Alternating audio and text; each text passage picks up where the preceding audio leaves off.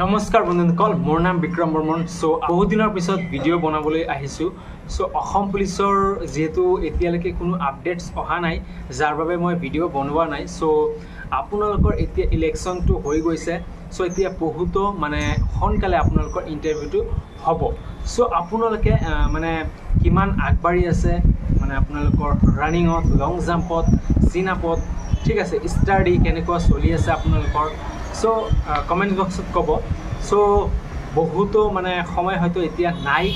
বহুতো বন্ধু বান্ধৱী হয়তো ৰানিং কৰা বাদে দিছে চাগে, যে ইণ্টাৰভিউ নহয়, দেৰি হ'ব, ঠিক আছে। এতিয়া আৰু সেইবিলাক নহ'ব, কিয়নো ইলেকশ্যন হৈ গৈছে।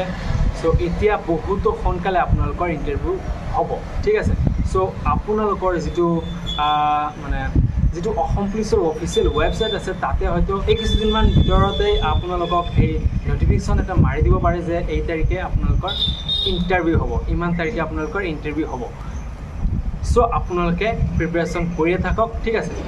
মোৰ ফালৰ পৰা আপোনালোকক বহুতো শুভেচ্ছা থাকিল। আপোনালোকৰ ইণ্টাৰভিউ যাতে ভাল হয়। আপোনালোকৰ যিটো প্ৰব্লেমছ আছে আপোনালোকে কমেণ্টছ বক্সত জনাব। ভিডিঅ'ৰ জৰিয়তে আপোনালোকক দিবলৈ চেষ্টা কৰিম প্ৰব্লেমছবিলাক চলিউশ্যন কৰিবলৈ, ঠিক আছে।